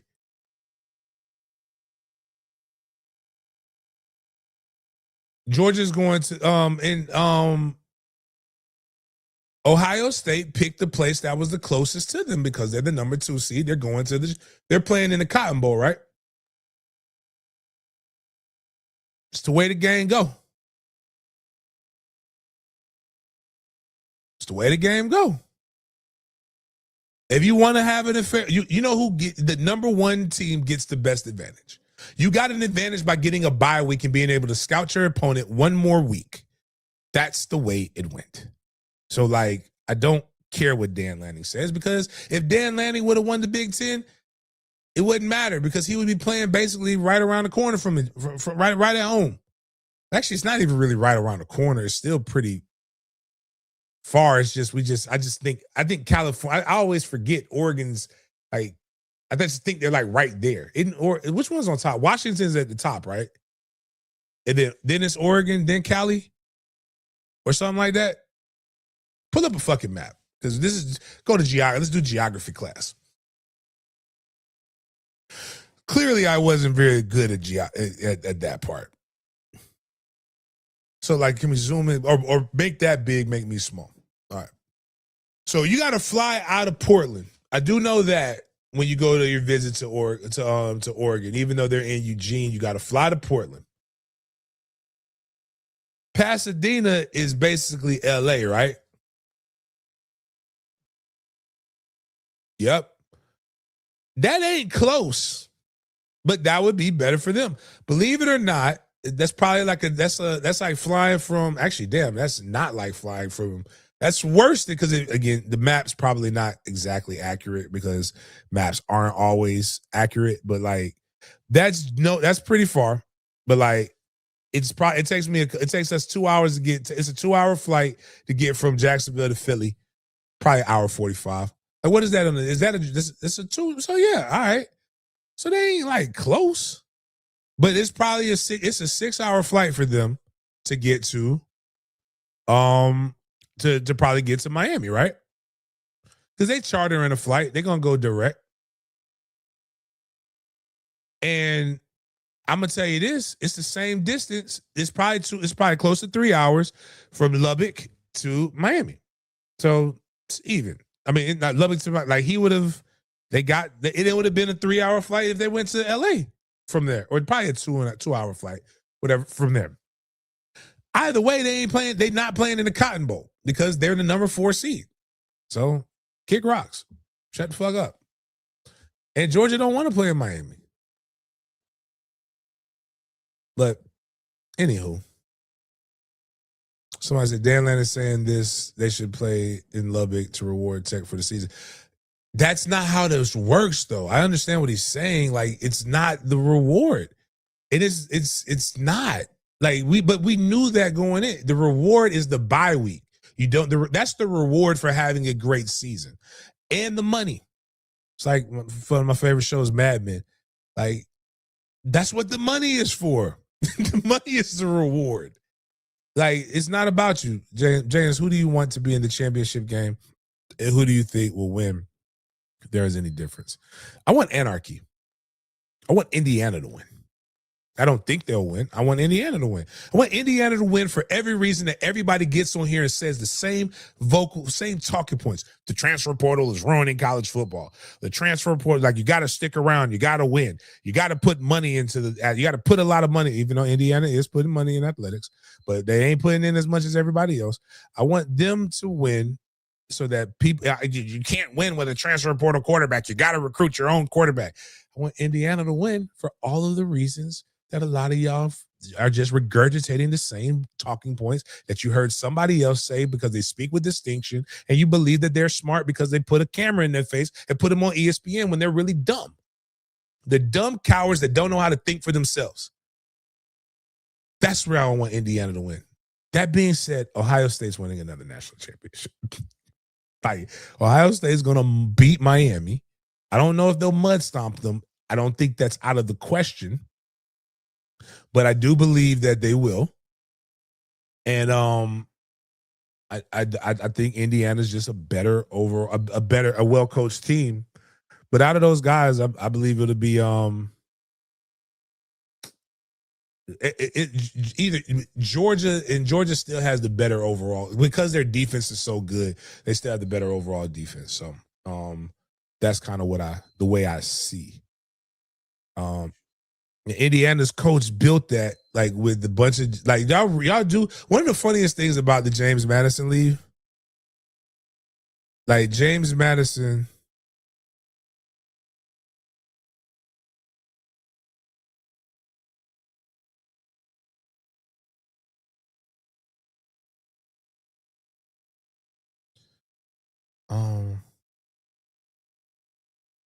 Whoa.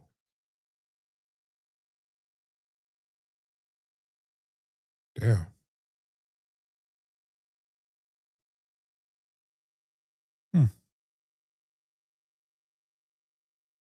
That's tough. Damn, worst time to lose somebody is during this time of year.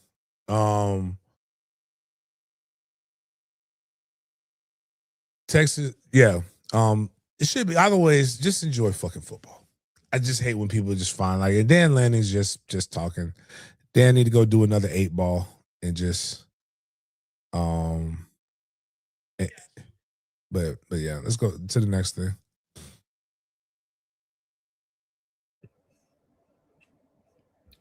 Now we're in our NFL segment, and here is the Week 17 games for you guys. Starting tomorrow, there's going to be 3 Christmas games, even though these games aren't what they were originally was when they made this schedule. You got the Cowboys at the Commanders, Lions at Vikings, and then you have the Broncos at Kansas City. Then on Saturday, you have Houston at the Chargers. Should be a great game. And Baltimore at the Green Bay Packers.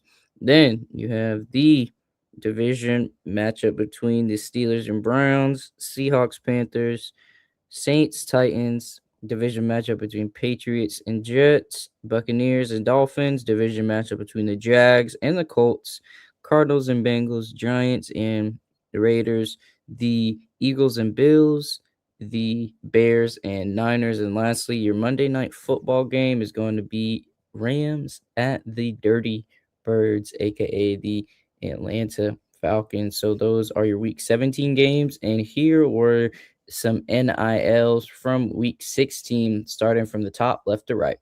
Ryan Fitzgerald, tits for Fitz, 11 total points, 3 for 3 field goal attempts, and 48-yard long field goal versus the Bucks to take the number 1 spot in the NFC South. So shout out to Ryan Fitzgerald. Tatum Bethune been putting work since Fred Warner's been hurt. 9 total tackles, 4 solo, 1 PBU versus the Colts. Brian Burns, Spider-Man, 4 total tackles, 1 forced fumble, 2 sacks, 2 QB hurries versus the Vikings. Kevin Knowles II, 2 total tackles and 1 fumble recovery versus the Titans. And Jared Verse with his 4 total tackles, 1 sack, and 2 QB hurries. Going at the bottom, starting on the left side, you have Jalen Ramsey, the sassiest safety of the ball, 3 total tackles, 1 tackle for loss, 1 PBU. Jarian Jones, 3 total tackles, 1 interception, 1 TFL. And Derwin James with 6 total tackles, 5 solo, and 1 forced fumble. So those are your NILs for Week 16. And we got some news coming from the Jaguars organization because the Jaguars have officially clinched a spot in the playoffs with the Colts losing on Monday Night Football to the Niners. We're going to get into the game right after this topic, but for all of my Jaguars fans, it is official. The Jaguars have officially clinched a spot in the playoffs, aka they clinched a playoff berth. So shout out to the Jacksonville Jaguars for clinching that playoff berth, and shout out to the Colts for losing last night against the San Francisco 49ers. And man, Brock Purdy put on a throwing masterclass in this game. The Colts ended up losing 27-48, and San Francisco is 11-4. 3 teams in the NFC division have 11 or more wins: the Niners, the Rams, and the Seattle Seahawks. So that division is pretty scary. And we're going to take a look at the box score for the Monday night game right now, starting with the winning team, Brock Purdy. He went 25 of 34, threw for 295 yards, and he had 5 touchdowns and 1 interception on the day. Got sacked 1 time. Phillip Rivers, the 44-year-old QB, 23 of 35, 277 yards, 2 touchdowns, 1 interception, got sacked twice, losing 23 yards. But Phillip Rivers and that offense put up 27 points in this game. Christian McCaffrey, 21 carries, 117 yards. Nobody scored a rushing touchdown for the Niners, but Jonathan Taylor scored a rushing touchdown for the Colts. He only had 46 yards on 16 carries. You want to know? I gotta say why. Like, I don't like Brock Purdy. That interception is like it's a game of inches, right? I know they don't care about fantasy football. Interception, I think it deducts 3 points. You want to know what the score to the final, like the playoff, like my playoff loss in the fantasy football league to Mike's team? It was 260.5. He beat me. I had 258.6. If Brock doesn't throw that interception, I win. Fuck you, Brock. I can't wait to cuss you out when you come back to Cortex, because part of my this new one of the agreements that we got going in there is I gotta get more content from these pros during the offseason, and I'm like just heavily fuck y'all. Like what was the show? Is it Arthur where he did the little arm? Like that's just but whatever, man. Also, I went up again. Who was it that had the big game? Was it this weekend or was it 2 weeks ago?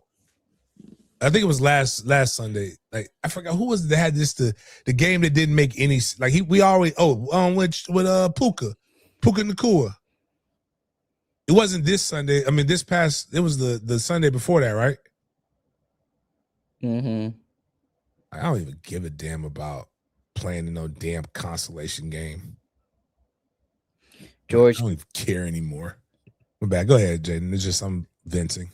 George Kittle, he led the Niners receiving corps in yards with his 7 catches for 115 yards, 1 receiving touchdown. Jawan Jennings, 5 receptions, 71 yards, and 1 receiving touchdown as well. Demarcus Robinson, 2 receptions for 23 yards and a receiving touchdown. But Christian McCaffrey, 6 receptions, 29 yards, and he had 2 receiving touchdowns on the day.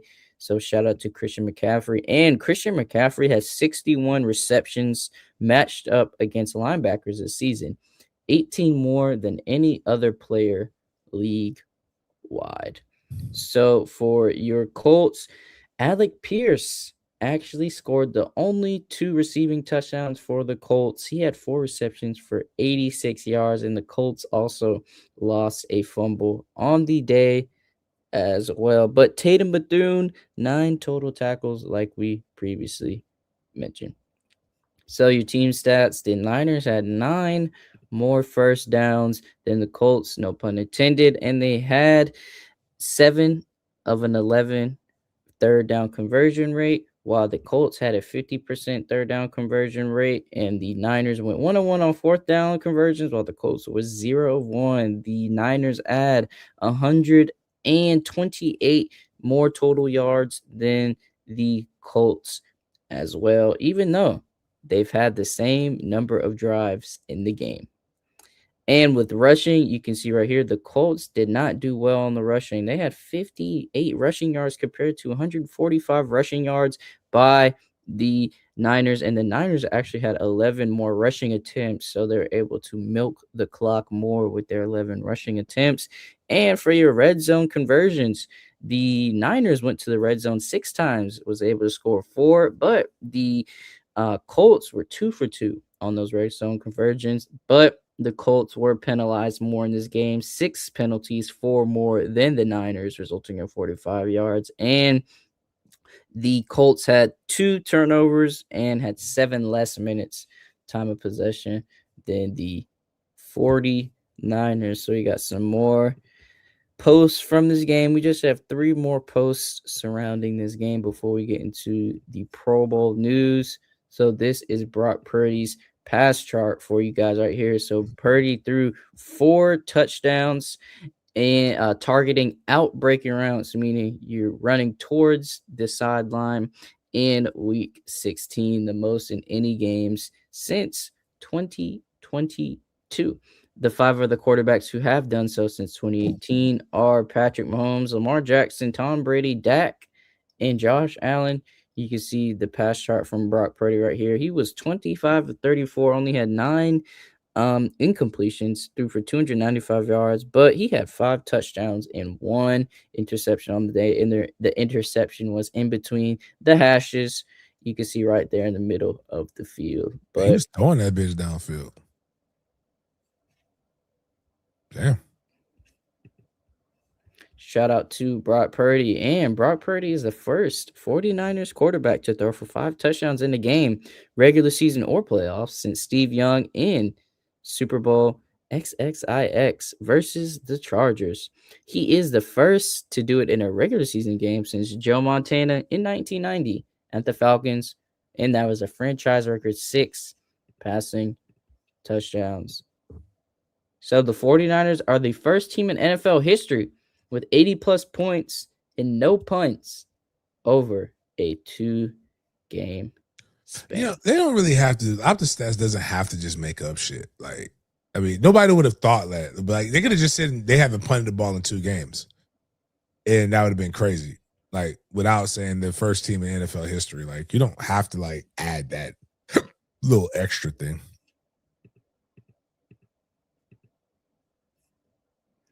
Congratulations to the San Francisco 49ers on getting that dub and for allowing the Jaguars to, clinch that playoff berth for the AFC.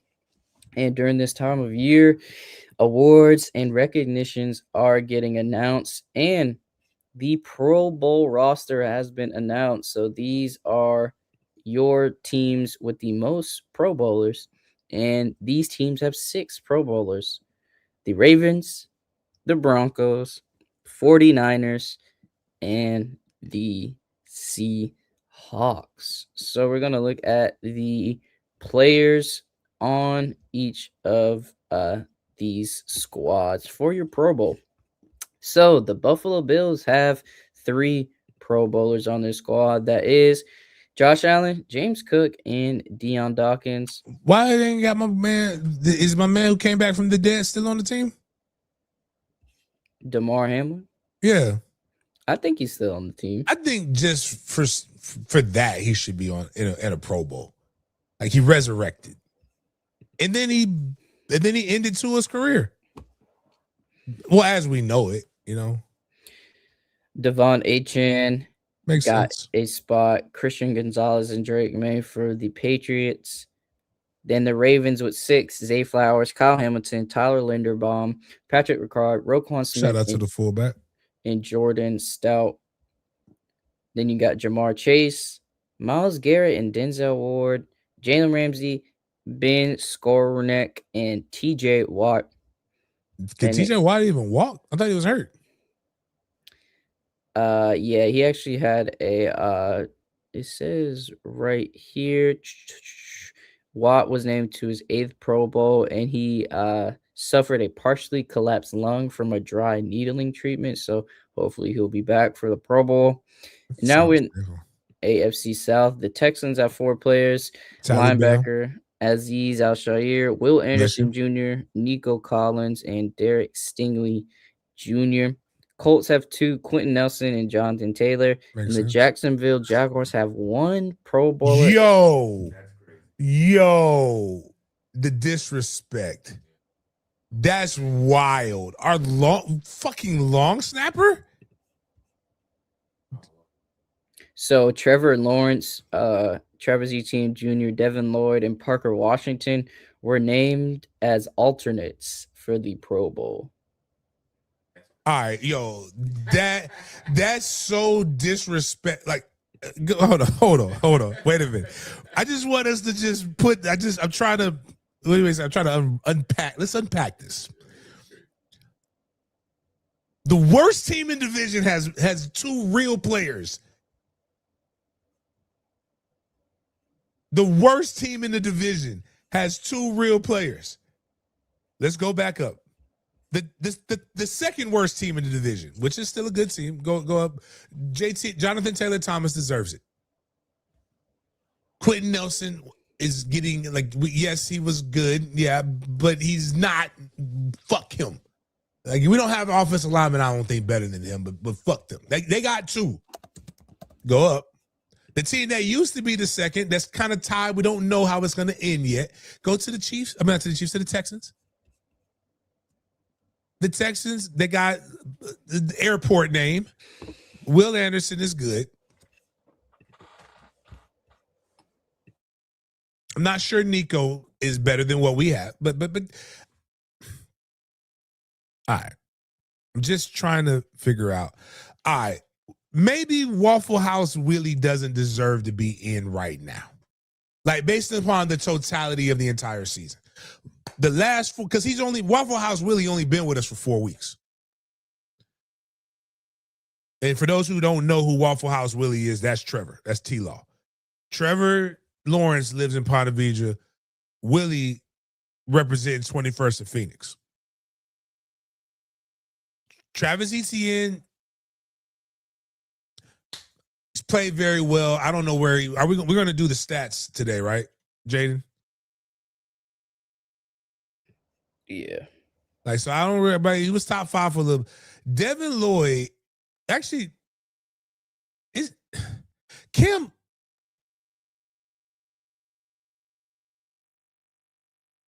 You know what? But fuck it. Fuck it. That, you know what? That helps. We don't need distractions. The Pro Bowl, like, they don't need to be Pro Bowl distracted. Just focus on winning the Super Bowl. That's it.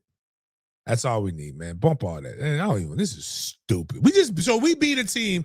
So in all of this, my bad. Let's look at the Jack. This makes it first time in NFL history. They need to do one of this. Scroll back all the way up. Let's go back through all of this. My bad, Jay. Let's go NFC West because we did play the NFC West.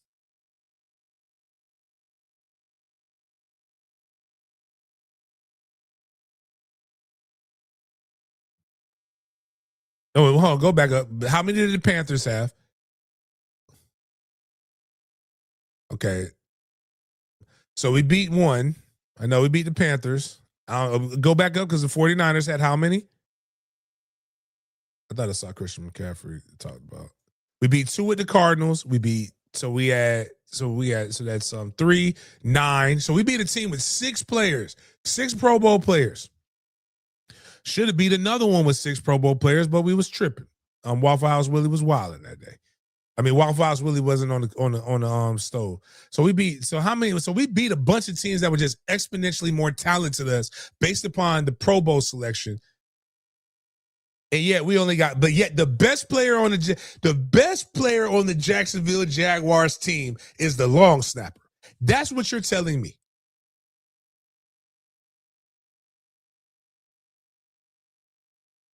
One game out of first place in the AFC. Beat the number one, the best team in the AFC soundly that has 6 Pro Bowl players. And the Jags' best player is a long snapper.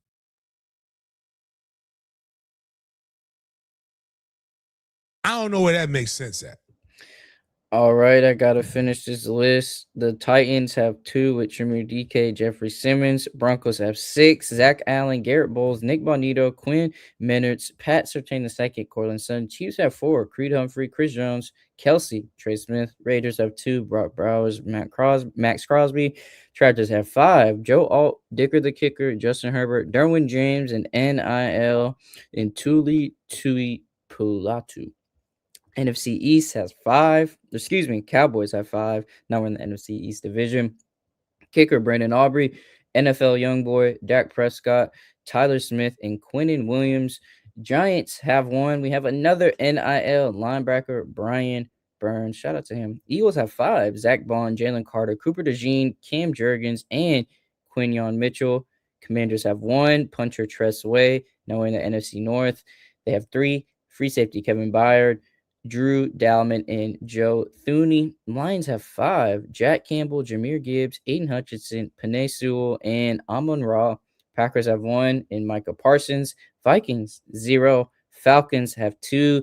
Offensive guard Chris Lindstrom and Bijan Robinson. Panthers have 1, and cornerback J.C. Horn. Saints with 0. Bucks with 2. Surprisingly, 1 on defense. Free safety Antoine Winfield, and offensive tackle Tristan Wirfs. And for your NFC West, Cardinals have 2. Budda Baker, Trey McBride. Rams have 4. Wide receiver Puka Nacua, Matt Stafford, Jared Verse. Shout out Jared Verse, another NIL, and linebacker Byron Young. 49ers have 6. Trent Williams, Kyle Juszczyk, George Kittle, Christian McCaffrey, John Weeks, and Luke Gifford. And Seattle has 6. Sam Darnold, DeMarcus Lawrence, Rashid Shaheed, JSN, Jackson Smith and Jigba, Leonard Williams, and Devin Witherspoon round out your Pro Bowl roster. So just want to share that with everybody to look out for your favorite players, and if your favorite players actually is going to represent your favorite squad in the Pro Bowl. So we have a continuation segment to discuss, and it's revolving around a Pittsburgh Steelers wide receiver named DK Metcalf. So DK Metcalf was recently seen on the sidelines getting into a scuffle with a fan against the Lions and got it on video. And the NFL actually gave DK a 2-game suspension and also loses the salaries from those 2 games, as well as some more information. So DK actually appealed this, but the NFL actually upheld the 2-game suspension per Adam Schefter, and he will now miss Pittsburgh's final 2 regular season games at Cleveland and against Baltimore. He also loses $555,556 in salary, and this is the new information that has been recently published on the internet and has the guarantees on $45 million voided for his contract. That's definitely the big kicker out of all of this. If the Pittsburgh Steelers decides to go that route, not give him that guaranteed money, they actually have the full rights to do so, because with this suspension, there was particular language in DK Metcalf's contract to where if you got a suspension like the one he did during the Lions game, then the guaranteed money in his contract could be voided. So the NFL upheld the suspension, and we got some more news regarding this, James. So, man, this is just a tough situation for DK Metcalf, and especially, James, when you have that $45 million in guaranteed money voided. But hopefully the Steelers will choose to give him that guaranteed money anyways. But what do you think about the NFL upholding, the 2-game suspension for DK? I mean, he did it. I mean, there's nothing to. I mean, my mother taught me a long time ago that I could do anything that I want to do as long as I'm willing to deal with the consequences. And I'm not mad at him for punching the guy. Like, apparently that guy's been antagonizing him for a while, from what I've kind of half read. $500,000 is a lot. It's a lot of money. But at the same time, we're the sum total of our decisions. And I don't think that they're going to not honor the rest of his contract if he plays well. Now, if he stinks, that's on him. But this is why you don't go where you're not supposed to be at.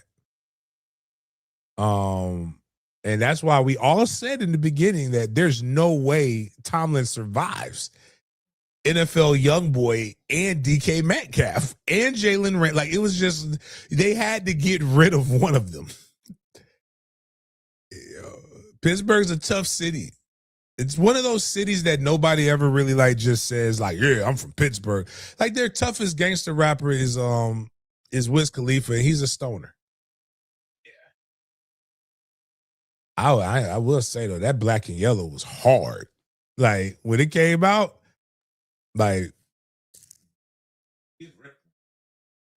yeah. But I'm not gonna make too much of it. But I mean, shit, he got more money than me. So Mike Tomlin has become the 11th NFL coach, speaking of Mike T, with 200 wins, including the postseason, and the third youngest at the age of 53. So only Don Shula, age 51, and Curly Lambeau, age 48, reached the 200 win mark at an earlier age. So we just congratulating and shouting out Mike Tomlin for continuing to do the impossible for what it seems like. When it seems like the Steelers are down and out, always found a way to stay above that 500 threshold. So shout out to Mike T on becoming the third youngest head coach to get 200 wins. So shout out to Mike Tomlin and James. It looks like your boys continue to add some historic accomplishments to that young and lengthy resume of his. I mean, I'm happy for him. Just got to get him to like actually just win something that matters. Again, like not that he hasn't ever done it. We just got to get him back to that, back to where he was at. So, love Tomlin. Just the looks, the like he be looking so aggravated with people sometimes, and he chews the hell out of some gum, man. I wonder, like it's like they need to do a movie on him and let Omar Epps play it.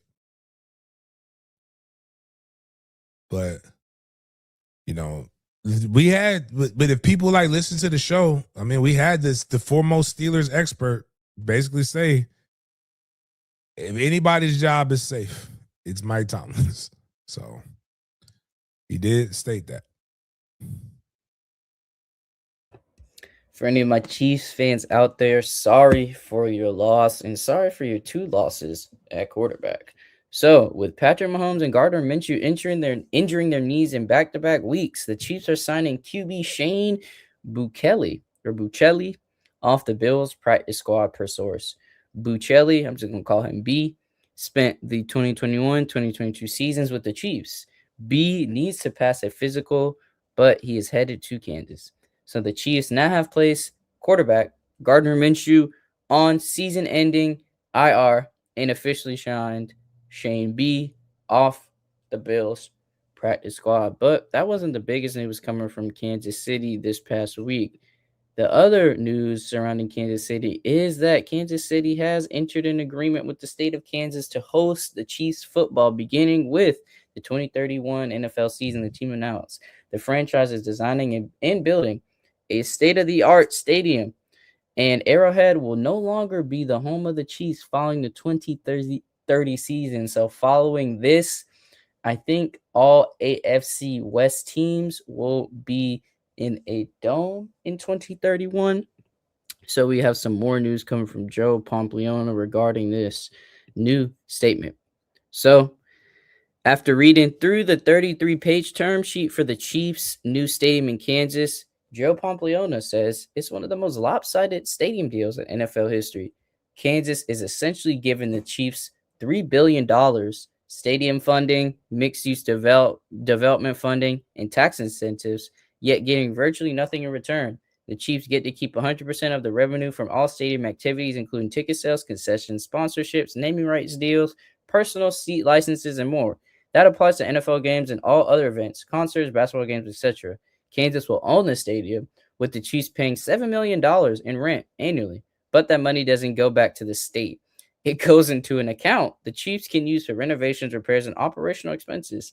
That means the Chiefs can use their own rent money to hire stadium security, parking staff, and concession vendors throughout the season. I know Kansas had to offer a great deal to get the Chiefs to leave Arrowhead.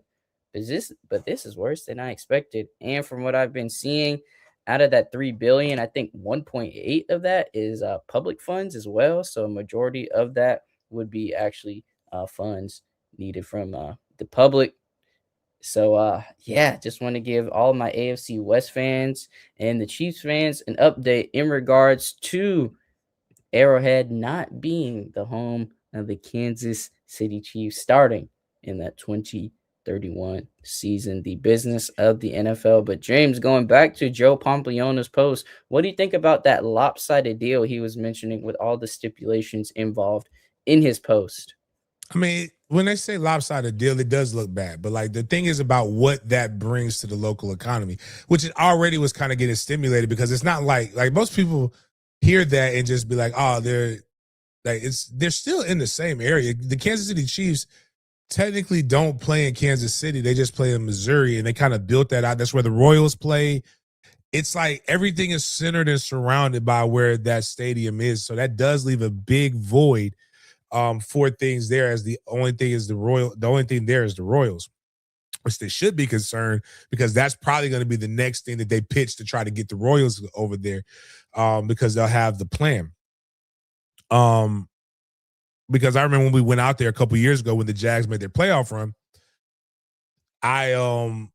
it wasn't like I stayed in downtown Kansas City and I had to pay like a $50, $60 Uber to get out there. Like it wasn't right around the corner. And the Uber, they don't have a place for like real Uber drop off. I had to show the Uber driver. I was like, hey man, you finna take me all the way there. I have a parking pass. Like, get me up in there. And then I got to ride back with Chris Porter. But they're still going to be in the same areas. Just now that money's going to go to Kansas, to the Kansas side. Now, those players are going to probably want to, the newer players that are going to be there are going to want to stay more over there. Though the taxes are going to be over there. That the money that you're going to garner and generate is probably more than anything that they could have brought over for the same investment. So that's where people got to realize it's not just about what they're giving to these billionaires. These billionaires know how to play the game. But it's the taxable revenue that will be there. Also, the tourism dollars are going to bring, because there's going to be 7 to 8 games that are going to be there. So that means your hotels, that means butts and heads and beds is what they call it, is going to be over there. The taxes, the municipal, every player that plays their game in that place gets taxed in that city or the state that they play in. So if the Kansas City Chiefs play the Jacksonville Jaguars, there's 53 people on that roster that are getting their checks for playing in Kansas. So that's taxable dollars there. They just brought in, and then you're talking about millions. Well, not millions. You're talking, well, some people will be millions. Some guys will be in the tens and the twenties of thousands. But you're talking about for that day, they're going to generate taxes that they would have never generated before. There's so many different ways that they're going to make money off of this that most people will never be able to delve and dive into because you only look at things from a surface level. But from a fiscal perspective and a business perspective, losing an NFL team is career suicide for a politician if you don't replace it with something that's similar. And I got news for you. They ain't replacing it with something that's similar. Luckily for them, it's not that far away to where it truly crushes them as of right now. But in 10 years, it will.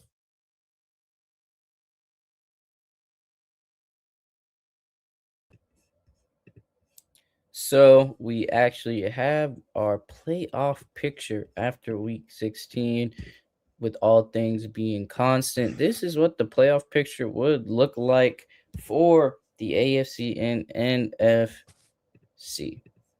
So let's take a look at this right here. After week 16, the Jags would face off against the Buffalo Bills, but these are your seeds. The Steelers would face the Chargers, Jags face the Bills, and the Patriots would face the Texans, while the Broncos would face the winners of the Chargers and Steelers. Seahawks would face the winners of the Panthers and the Niners. And the Eagles and Rams would play. Also, the Packers and the Bears would play as well. All things being constant, though, this is what the playoff picture would look like. But for anybody out there, despite what teams are in these ranks, just remember the 5 seed plays the 4 seed, 6 plays the 3, and the 7 plays the 2 seed, just so you can remember which seeds play which. Just want to share that with everybody before getting into the stats of the NFL for you guys. So we're going to share this right quick. Take a look at these players. Matthew Stafford was number 1 in passing yards, is number 1 in passing yards, but he's only 4 shy ahead of Dak, he is 4 ahead. Dak Prescott is 4 yards shy of Matthew Stafford. Jordan Brooks still leading the league in tackles, but Devin White is slowly catching up, as well as Jack Campbell as well. Not surprised because Jack Campbell is on that Pro Bowl list. James Cook has officially overtaken Jonathan Taylor in rushing yards. Something crazy. James Cook is actually the rushing yards leader in the NFL. So shout out to him. And we got North Florida's own in the top 5 on that list, Derrick Henry as well. Sacks, Myles Garrett needs 1 more sack to beat the single season sack record. Got half a sack when he played the Buffalo Bills in his last game. But Brian Burns, aka Spider-Man, the Pro Bowler, is number 2 in sacks as well. And Danielle Hunter is tied with Thule, and Nick Bonito is in 5th place. And JSN is leading the pack in receiving yards. No surprise there. But Puka Nacua is trying to catch up to JSN. NFL Youngboy is in your top 5 as well. And you have Jamar Chase and Amon-Ra finishing out those 5 spots. And for your interceptions, Kevin Byard, 3rd, leads the league with 6. But Devin Lloyd, J.C. Horn, Ernest Jones, and Rashawn Wright are tied with 5 interceptions as well. Let's see if anybody else has 5 interceptions. Nope.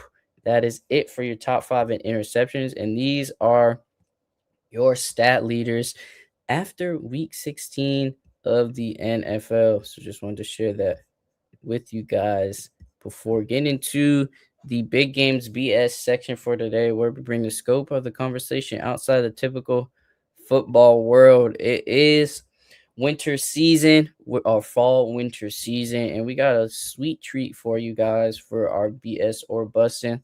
I don't know how many people feel about cinnamon and pumpkin spice, but this person did a pumpkin spice cinnamon loaf. So let's see if this seems like it'll be BS or busting. Gonna share this with you all. Watch the video.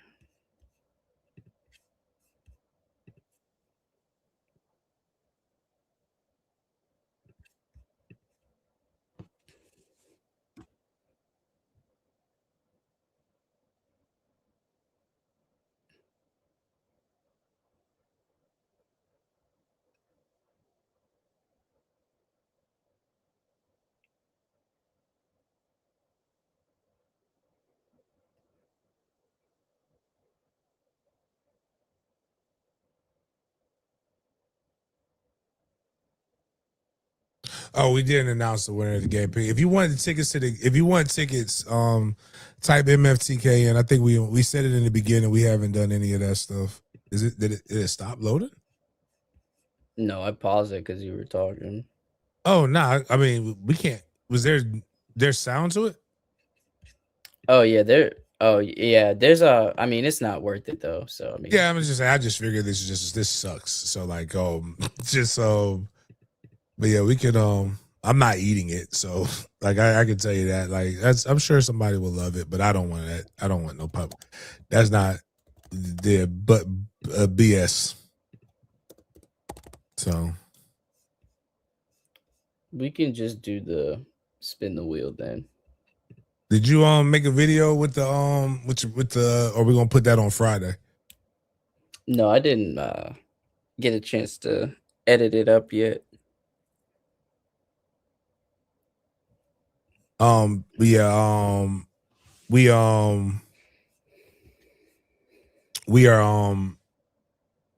yeah, it's for the Gator Bowl, but hey, that's BS. But if we're doing that, that's cool. Like, yeah, there's just guys right now. Put your stuff in for the if you wanna if you want to go to the Gator Bowl. A pair of tickets to that. We'll give away 1 pair today, and we'll probably try to do another pair on Friday.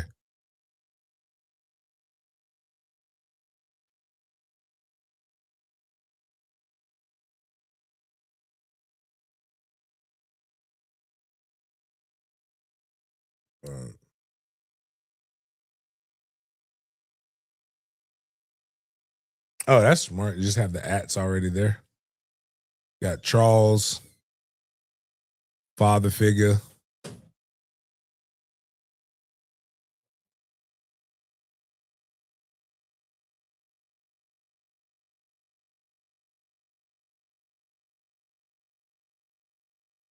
think if Charles wins, I can finally give him his hat.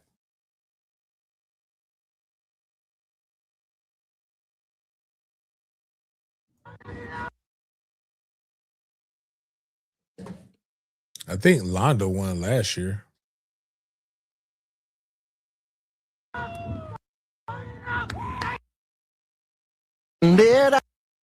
Oh.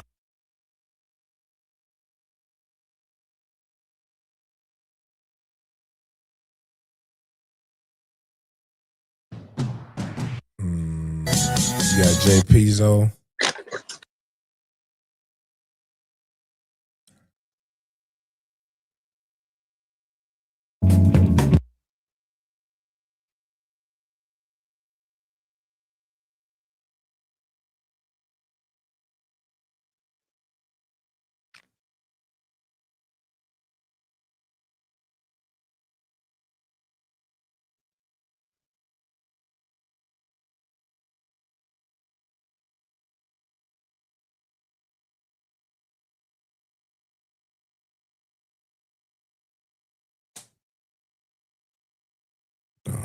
See if we got a couple more. We got 2 more slots. See if there's. I feel like I'm in church. Is there another one? Like when they be trying to baptize people?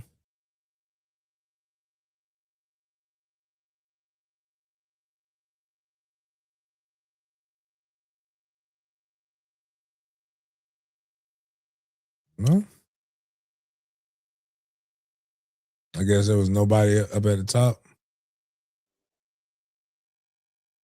Oh, my bad. So Charles, you don't want, because it is this weekend.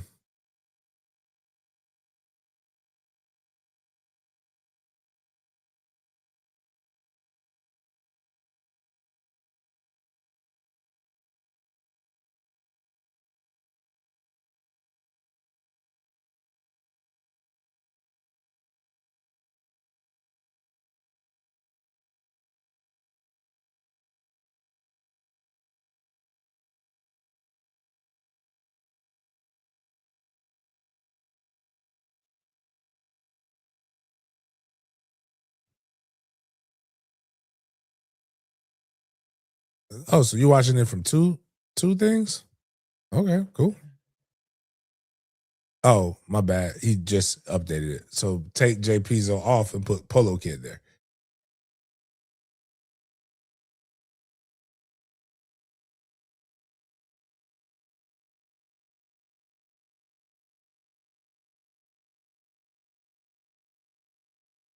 See, Jada, your mom's already asking about the brittle. And the brittle was fire. Oh, yeah. Yes. No, I should have had some this morning with my coffee. The cookies were actually my favorite thing. I crushed those yesterday. They were like really amazing. The the pecan brittle. It was a pecan or pecan, whatever. That one was like my favorite. Cashew brittle was definitely way different. The peanut brittle was like, it's like not even like most of the a lot of brittles are like really hard. Like you try to bite into it, and like you might lose a tooth. But like this one was crunchy, like brittle, but like it was still like you didn't lose anything.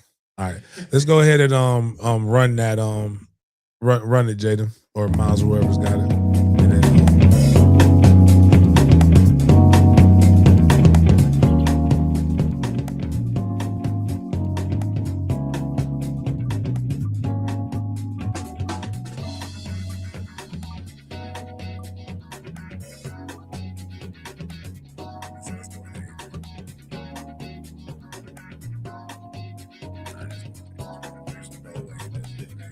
that would all